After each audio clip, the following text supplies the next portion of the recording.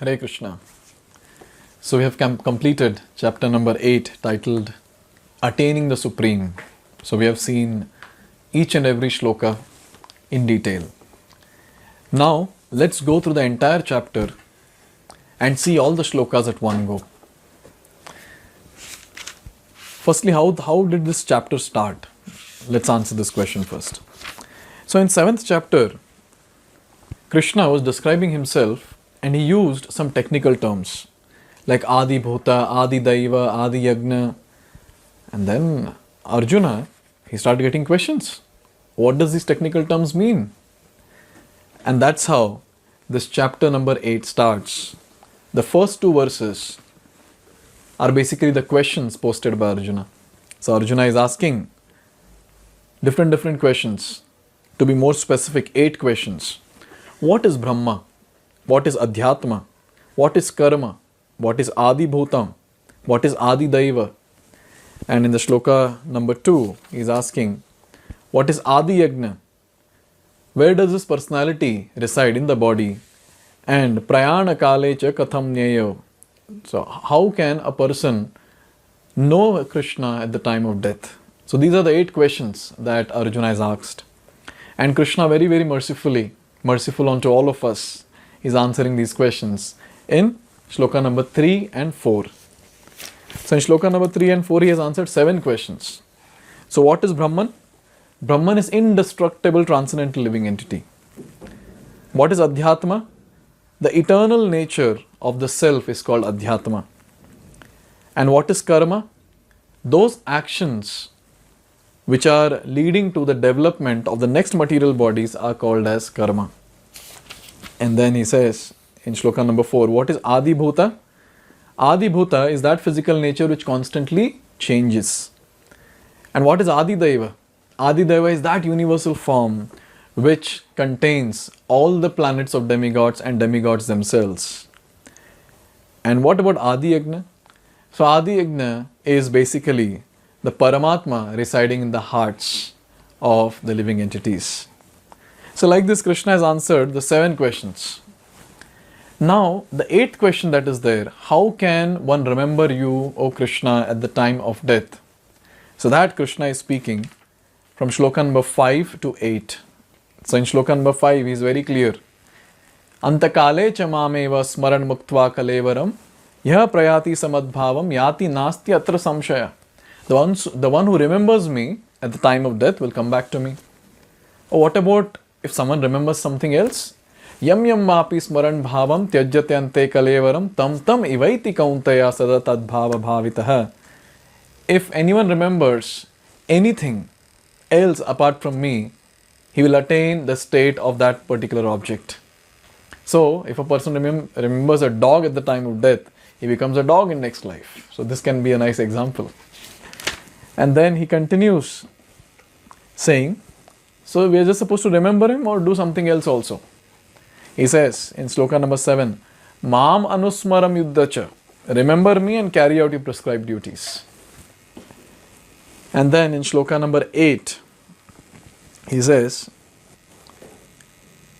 that he who meditates on me as Supreme Personality of Godhead, his mind constantly engaged in remembering me, undeviated from path, he is sure to reach me. So who will reach Krishna? Who is doing Ananya Bhakti without getting deviated. He's focused on Krishna and he's practicing devotional service. So from shloka number 5 to 8, Krishna has spoken about who can remember him at the time of death, or how can one remember him at the time of death. Now, there is a nice meditation that is given in shloka number 9. So suppose someone wants to remember Krishna. So what qualities of Krishna one can remember? That is given here in shloka number 9. So Krishna is Kavim, he knows everything. Puranam, he is the oldest. Anushasitaram, he is the controller. Anor Aniyamsam, he is smaller than the smallest. Then Sarvasya Dhataram, he is the maintainer of everything. Achintya, he is inconceivable. Rupam, he is a person.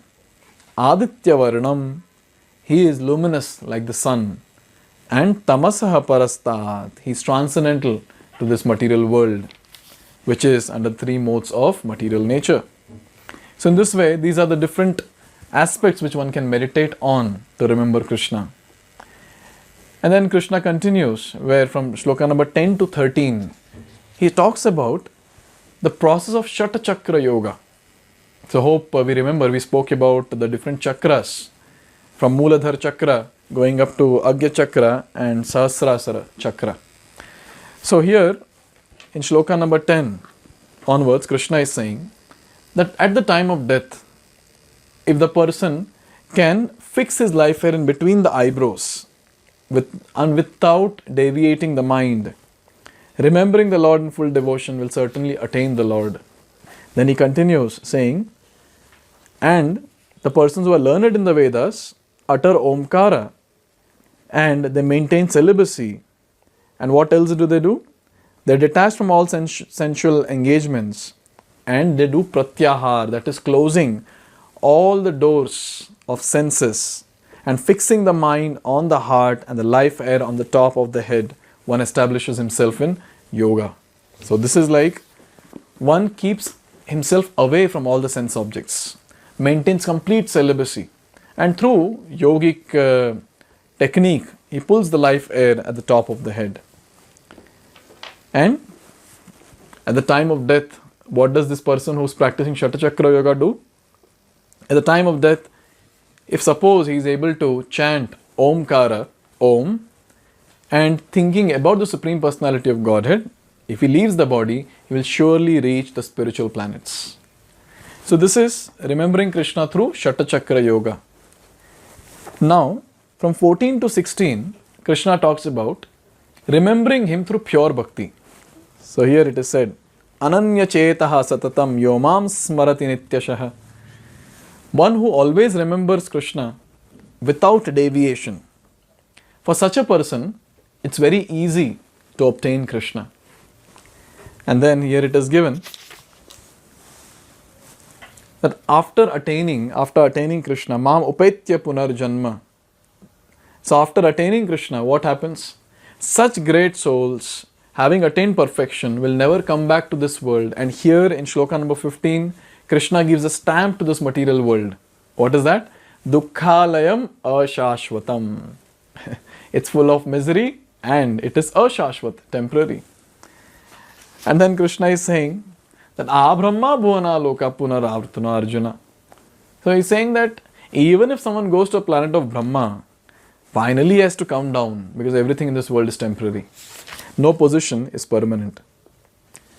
So in this way, Krishna has made it very clear that only by practicing pure bhakti, Shuddha bhakti, one can attain Krishna and go back home, back to Godhead.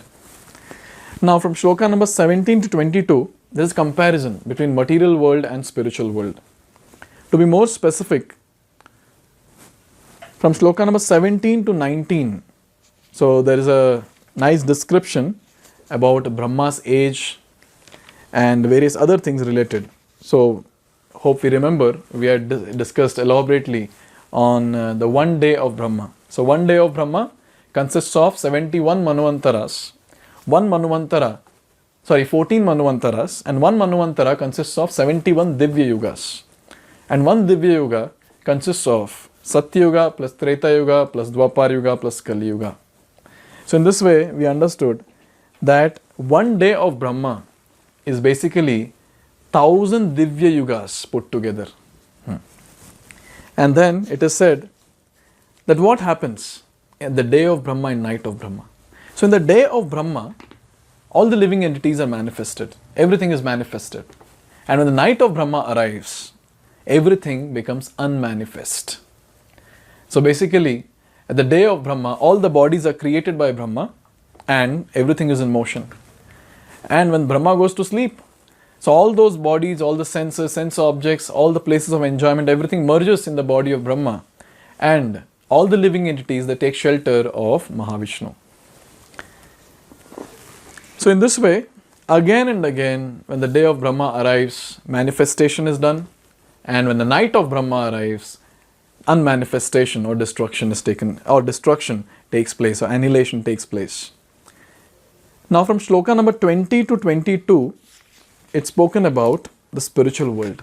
How is the spiritual world? Because now material world is spoken about. that is, it gets manifested, unmanifested again and again. Bhutva, bhutva, praliyate.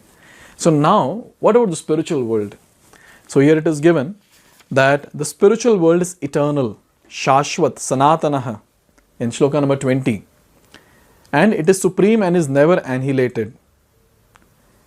When all in this world is annihilated, that part remains as it is. So everything in this world is annihilated, be it in partial annihilation at the end of the day of Brahma, or be it complete annihilation when Brahma dies. Still this place remains intact. And then it is said that this place is avyaktaha and aksharaha. It's unmanifest and infallible. And it is param dhama. Param dhama, the supreme destination. And the best thing that is given here is anyone who reaches that place, yam prapya na nivartante. Anyone who goes to spiritual world will never come back to this material world. And in shloka number 22, Krishna says, again, he's making a point, a very, very strong point.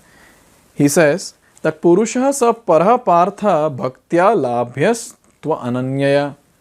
How can Krishna be attained? Only by one way. That is ananya bhakti, unalloyed devotional service. There is no other way apart from this.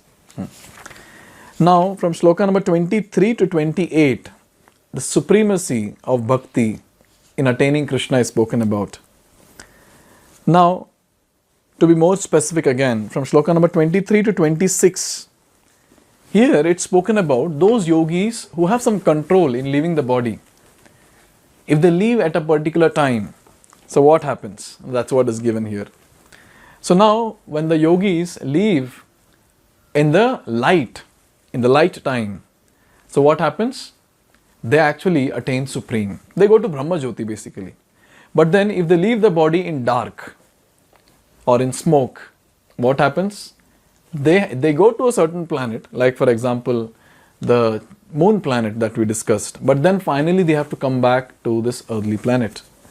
So in this way, from shloka number 23 to 26, Krishna made it very clear that there are two paths of passing away. One is in light and other one is in dark.